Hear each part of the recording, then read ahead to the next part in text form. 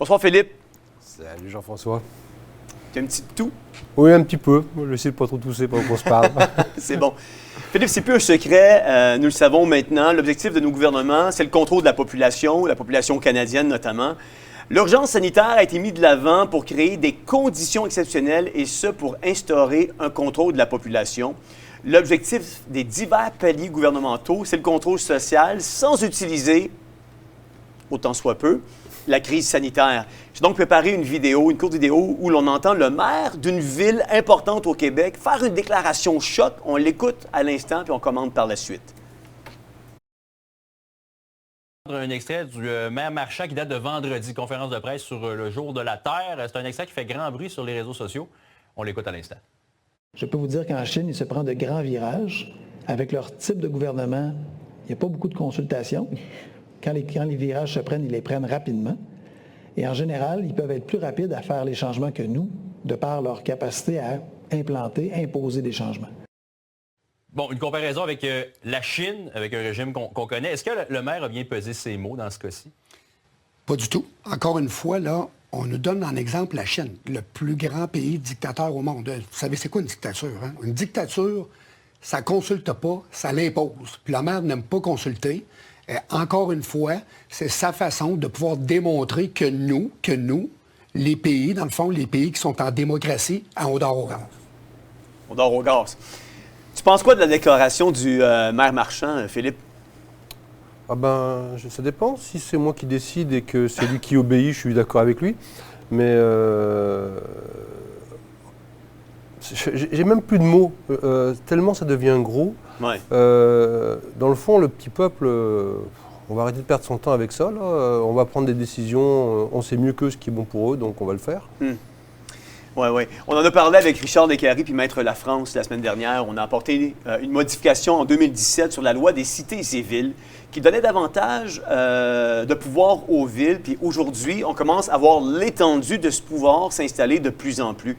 Le maire Antonin Valiquette instaure le pass archipel. On en a parlé la semaine dernière aux îles de la Madeleine à compter du 1er mai prochain. Ça, c'est dans quelques jours. Là. Oui. Et il est appuyé par le président de l'Union des municipalités du Québec, Martin Danfous, dans son projet de pass archipel, par le gouvernement Legault, par, j'imagine, McKenzie et par le Canada.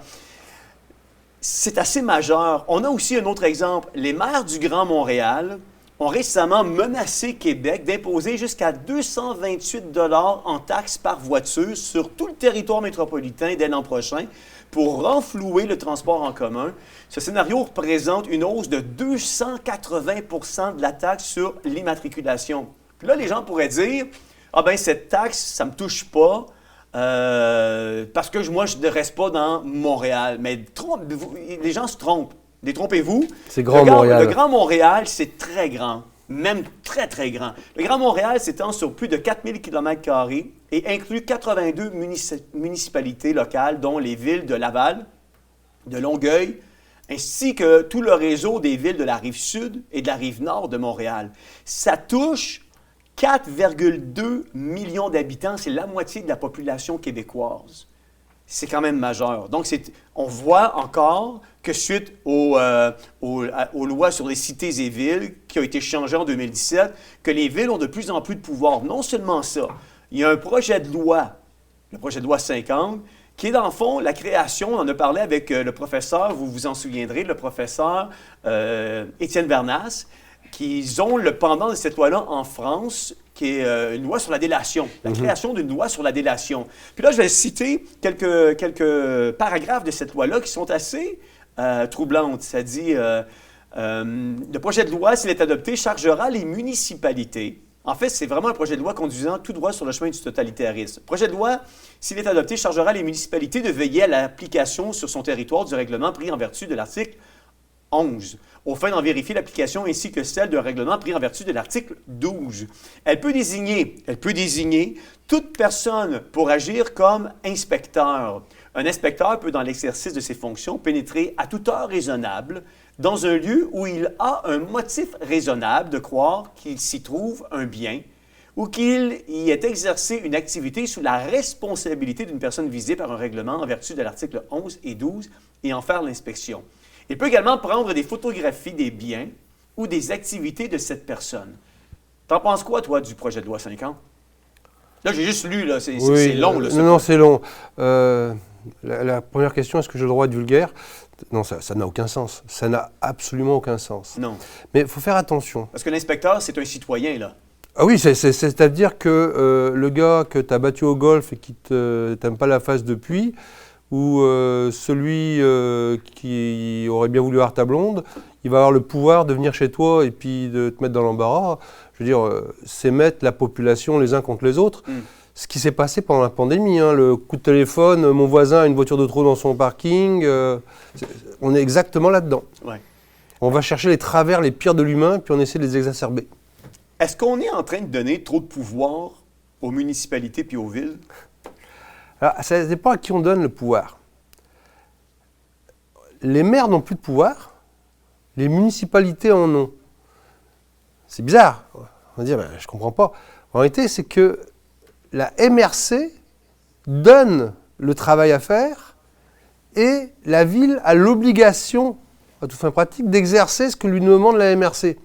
Donc, les villes ont un pouvoir uniquement quand il s'agit de faire les basses besognes du gouvernement. Par contre, quand elles veulent faire quelque chose de différent sur leur territoire, elles n'ont aucun pouvoir. Donc, les MRC sont devenus les représentants du gouvernement. Oui, en réalité, c'est ceux qui organisent les basses besognes du gouvernement. Parce que le problème qu'ont les gouvernements, il est simple. Ils l'ont vu pendant la pandémie, on ne peut pas mettre autant de policiers que de citoyens. C'est grand le Québec. Donc, qu'est-ce qu'on fait? On va convertir les citoyens en policiers. Parce que techniquement, qu'est-ce qu'on est en train de faire? C'est de donner à un simple citoyen un pouvoir de policier. Un policier, pour venir chez toi, il a besoin d'un mandat. Ouais. Un citoyen, il faut que l'heure soit raisonnable, définie raisonnable. Ouais. Oh, moi, je me lève tous les matins à 4h, moi 4h30 c'est raisonnable. Raisonnable n'est pas défini. Donc on va donner à un citoyen un pouvoir supérieur à un policier pour être capable d'agir partout, parce qu'on n'a pas les moyens de se mettre des policiers partout. Donc on va utiliser les citoyens comme policiers. En fait, c'est ce qu'on a fait avec la DPJ. On a donné un pouvoir supérieur Absolument. aux travailleurs et travailleuses sociales que les policiers ont. Exactement. Effectivement. C'est quoi le rôle de la MRC, puis pourquoi les MRC, soudainement, se sont mis à exister? Ben, le problème, c'est que avant un maire, il était pas mal roi dans son village. Là. Il pouvait faire beaucoup de choses, il pouvait décider. Et puis c'est pour ça qu'on l'élisait. Dans le fond, on avait divers maires, et puis chaque maire avait son propre agenda, vendait son agenda, et puis quand on n'était pas content avec un maire, on passait à un autre. Et là, on a dit, oui, mais il y a des maires qui ont triché, donc on va mettre des règlements. Et donc cette immense machine à créer des règlements, qu'est le gouvernement, a donné des pouvoirs à la MRC, et la MRC est constituée, entre autres, des maires, mais quand on regarde la liste des responsabilités des maires aujourd'hui, ils n'en ont plus. Ils n'ont plus de responsabilité. Ils ont la responsabilité d'appliquer ce que la MRC a décidé. Donc si j'ai des exemples récents, un petit village vraiment creux, loin de tout, dans la Haute-Gatineau, ils ont décidé, à part dans le centre-village, où il y a quelques maisons, les maisons, c'est au kilomètre. Hein, on est vraiment en plein milieu du bois. Ben, maintenant, ils ont mis, il faut qu'il y ait des colliers aux chats. Ça devient important qu'il y ait des colliers aux chats. Donc là, on va payer des gens pour aller valider que les chats ont des colliers dans un petit village. Ça n'a aucun sens. Ça ne vient pas de la municipalité. Il n'y a aucune volonté interne à la municipalité de faire des affaires comme ça. Tout le monde aurait rigolé. Non, ça vient de la MRC. Et donc, c'est par exemple, vous avez probablement vu dans tous les villages maintenant, il faut qu'il y ait des panneaux de limitation, des petits radars automatiques de vitesse. C'est même pas le maire qui peut décider où il le met. C'est le ministère qui va décider, alors ce mois-ci vous le mettez à tel endroit, le mois prochain. Alors, quand tu as un petit village avec une rue, une fois d'un bord, une fois de l'autre, une fois d'un bord, une fois de l'autre. Donc le maire n'a plus de pouvoir. Mais c'est quoi le rôle du maire de bord? C'est une bonne question. En réalité, son rôle, c'est d'aller exécuter les basses besognes pour le gouvernement, parce qu'on lui dit ce qu'il faut faire, lui il applique, il se prend les citoyens dans la figure, parce qu'ils ne sont pas contents, on double les taxes, on les empêche de faire ce qu'ils veulent, et après on va faire des lois pour protéger les élus. Redonne-leur le pouvoir, ils vont faire ce dont les citoyens ont besoin, et puis d'un coup, il n'y aura plus de tension. Oui, il y aura bien toujours un village où il y a un maire qui va exagérer, comme si le gouvernement n'exagérait pas souvent. Donc l'enjeu n'est pas là. Donc aujourd'hui, il y a un nouveau joueur qui est rentré, qui est le directeur général. Oui. Et le directeur général qui est payé par la ville reçoit à toute fin pratique plus ou moins ses ordres de la MRC et du ministère. Et non pas du maire. Je vais prendre un exemple. Alors, je nommerai pas l'endroit, mais une mairesse qui m'a confié ça. Quand elle a été élue pour la première fois, elle va voir la directrice générale, elle dit « Je voudrais avoir les accès au serveur ». La directrice générale dit « Non, tu n'as pas droit ». Elle dit, serveur informatique? Oui, le serveur de la mairie, là, pour avoir accès aux documents. Ouais. Elle dit « Moi, mon rôle de maire, c'est de vérifier qu'il n'y a pas de problème. Ton droit, c'est si tu juges qu'il y a un problème, au conseil municipal, tu vas obtenir un vote majoritaire et tu vas me demander le document. Et si je juge utile de te le fournir, je te le fournirai. » Elle a appelé directement au ministère la réponse, absolument. Absolument. Donc, le travail qu'avait le maire avant, qui était, dans le fond, le notable du village, là, et puis il prenait les décisions, il collait les shots, là, je veux dire, c'est comme un chef d'entreprise, dans le fond, il gérait... Maintenant, c'est plus ça. Maintenant, c'est le directeur général qui fait ça. Est-ce que le directeur général est voté par la population aussi? Plus ou moins, mais avec des choix très, très limités, parce que personne ne veut le faire. Donc, souvent, les directeurs généraux sont nominés par acclamation. Ou sont plus ou moins nominés par acclamation. Enfin, le maire décide de qui ça va être, là, plus ou moins. Mais il y a très peu de choix. Et ils n'ont aucun pouvoir sur... Le vrai boss, aujourd'hui, à l'intérieur... C'est le DG. C'est le DG. C'est le DG, le boss. Fait que le maire décide qui va être son boss, dans le fond. Exactement. Avec un choix très, très limité. C'est le monde à l'envers. Ah, c'est complètement le monde à l'envers. Mais ça n'a pas de bon sens. Non, et c'est pour ça que...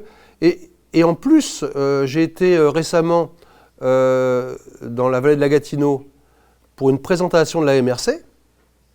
La condescendance de ces gens-là face aux citoyens qui posent des questions et qui ont des vrais problèmes, elle fait peur à voir. Le petit monsieur, la petite madame, on va vous... C'est des mots que j'ai entendus. Hein. On va vous expliquer le processus. Il n'y a pas de question, c'est... L'infantilisation. Ah, mais de l'infantilisation à outrance, et à aucun moment, on remet en cause le processus. C'est le processus. Donc, on prend en note. On prend en note, c'est ça. On prend en note. Alors, oui, mais moi, je risque de ne plus pouvoir vivre dans ma maison. Oui. On en prend note. On en prend note. Ça m'amène à ma question suivante. Comment justifier l'utilisation des subventions pour compenser les coûts liés à l'emploi de 2 personnes à temps plein dans une petite municipalité? Ah, ça, c'est extraordinaire. Les coûts explosent partout. Et là, encore une fois, explication, mais vous inquiétez pas, c'est vrai qu'on a augmenté les dépenses de manière considérable. Et puis, il y en a qui se plaignent, mais ça a coûté cher de faire ce kiosque qui sert quasiment à rien pour... Oui, non, vous inquiétez pas, j'ai obtenu des subventions. Donc, oui, on dépense de l'argent, mais vous inquiétez pas, c'est pas vous qui allez le payer, c'est des subventions. Les subventions, elles viennent d'où? Du gouvernement.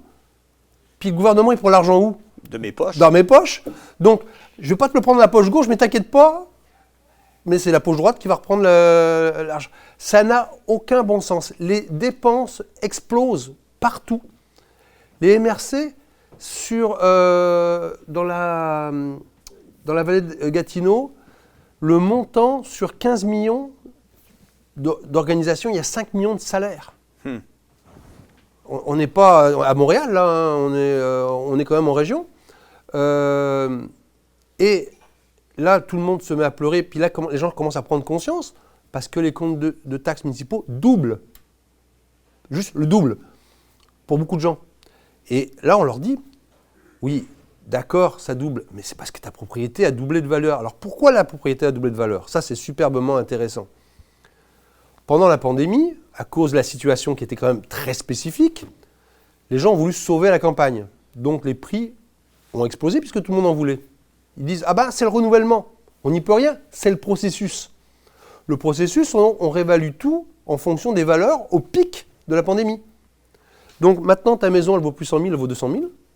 Ta maison de 200 000 vaut plus 200 000, elle vaut 400 000. Maintenant, ça, j'ai pas encore pu valider le point, mais plusieurs villages ou petites municipalités qui étaient pauvres, mais maintenant, tu n'es pas pauvre, puisque tu as ta valeur immobilière à considérer, donc tu n'as plus besoin d'aide. Ouais. Et là, j'ai entendu des gens, des personnes âgées dire, moi, je ne peux plus payer parce que ma retraite, elle n'a pas bougé, mon épicerie a augmenté, vous me faites doubler mes taxes municipales, je ne peux plus vivre. Les Ça, c'est une entrepreneurs- réalité qui est c'est une vraiment- réalité pratique. Oui, mais c'est le processus. Donc on ne remet jamais, il n'y a pas de discussion sur le processus. Non. C'est le processus, puis mon petit monsieur, on va vous expliquer comment ça marche. Puis on prend note de ça. Et puis on prend note que ça va vous poser un enjeu. D'ailleurs, on l'a entendu, le maire des îles qui prend note. Quand il explique que c'est très grave ce qui m'arrive, je prends note. Tout à fait. Comment expliquer que je ne peux pas faire bénéficier ma population de ses avantages, mais qu'il continue de garder ses inconvénients, alors qu'au nom du mondialisme, on devrait pallier aux inconvénients?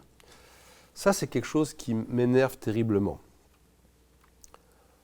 Partout où on vit, on a des avantages et des inconvénients. Ouais. Un Mexicain, il fait 5 récoltes par an. Au Québec, on n'est en pas fait- là, là. On n'est pas là. On en fait 1 ou 2, c'est le maximum. Au Québec, on a du bois, on a des matières premières, on a du gaz, on a des choses comme ça. On produit de l'électricité pas chère. Par contre, on a des hivers très longs. Alors, on garde nos hivers très longs, on garde nos inconvénients, mais il ne faudrait pas utiliser nos avantages. Pourquoi je devrais payer mon électricité au même prix qu'un Allemand qui s'est fait manipuler par des Américains pour perdre son gaz qui n'était pas cher? Je comprends que ça coûte cher là-bas. C'est leur problème, c'est pas le nôtre. Est-ce qu'on va demander aux Mexicains de faire plus qu'une récolte par an parce que dans d'autres pays, ils font qu'une récolte par an? Ça n'a aucun sens. Non. Donc, où qu'on vive, on a des avantages et des inconvénients. Les inconvénients, on ne les perdra pas. Je veux dire, notre hiver long, c'est notre hiver long. On fait avec. On fait avec. Le froid, on fait avec. La neige, on fait avec. Par contre, on a des avantages. Prenez-les. Et dans le fond, on est en train de nous expliquer que non, les avantages, tu ne les prends pas, tu prends que les inconvénients. Et ça, c'est pas acceptable. Non, c'est ça. J'en parle avec Sylvain Goulet tantôt. Tu as donné l'exemple de l'électricité, mais le Canada est le 3e plus grand pays en matière de réserve de pétrole au monde et le 4e producteur en importance au monde. Puis on a des surtaxes à payer sur notre essence, alors qu'on est parmi les 3-4 plus grands producteurs et réserves mondiales. Mais si tu vas en Algérie, l'essence coûte rien. Ouais.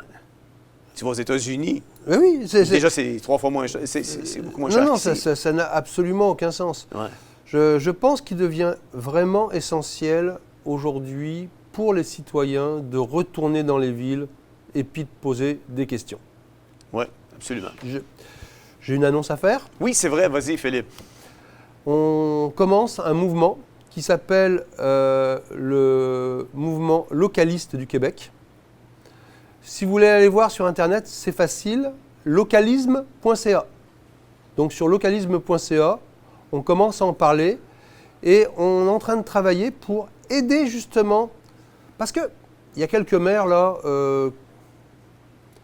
je vais éviter des mots parce qu'ils vont être vulgaires là aussi, comme le maire des îles là, qui ont peu de respect de la liberté des citoyens. Condescendant. C'est devenu un qualificatif essentiel pour avoir l'emploi. Là. Oui, mais c'est pas vrai. Dans beaucoup de villages et de villes, c'est des frères, c'est des sœurs, c'est des amis qui sont là et qui voudraient bien faire. Il y a des maires qui voudraient bien faire. Il y a des citoyens qui voudraient bien faire. Il y a des conseillers municipaux qui voudraient bien faire.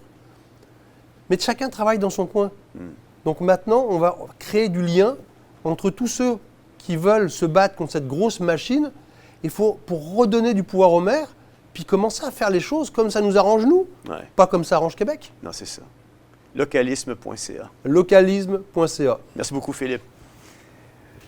Oui, on en a parlé la semaine dernière, comment que, justement, la loi sur les cités et villes a été modifiée en 2017. Puis cette loi-là donne énormément de pouvoir aux villes. J'en ai fait l'allocution un petit peu d'entrée de jeu, précédant la chronique de Philippe.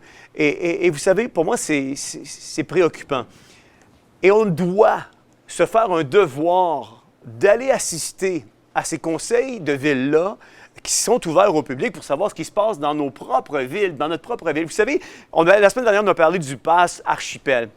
Et on a montré la vidéo de Mme Bourgeois, Mme Thériault, qui était au Conseil de ville. On a diffusé 2 extraits du Conseil de ville qui ont été par la suite repris dans les médias traditionnels par la suite. Mais ce que j'ai remarqué dans les 2 conseils de ville qu'on vous a diffusés la semaine dernière, lorsqu'on commentait en émission spéciale le pass Archipel, c'est qu'il y avait une dizaine de personnes dans la salle. Or, la population des Îles-de-la-Madeleine, c'est 12-13 000 personnes. Il y avait une dizaine de personnes dans la salle et Dieu merci! Il y avait Mme Bourgeois, Mme Thériault qui était là pour pouvoir justement défier le maire, poser des questions, puis dire « ça n'a pas de bon sens, là. On ne devrait pas être obligé de démontrer notre permis de conduire, nous qui sommes résidents des îles, pour sortir des îles. » Voyez? Et si ces 2 dames-là ne sont pas là au nom de les vidanges, puis l'argent qu'on va ramasser pour les vidanges, la loi passe, puis sans trop d'objections. On a besoin d'être au courant. Il y a un proverbe qui dit, puis c'est Richard Descaries qui dit souvent, si tu t'intéresses pas à la politique va s'intéresser à toi. Et je pense qu'on a un devoir, nous, de s'intéresser comme citoyens aujourd'hui de plus en plus à la politique, surtout qu'on est en train d'adopter des lois de censure, d'adopter un totalitarisme, un communisme qui s'installe, où on donne un contrôle sans précédent, puis si on ne fait rien, on va être contrôlé plus tard, puis notre liberté, le peu qui nous reste, on finit par la perdre.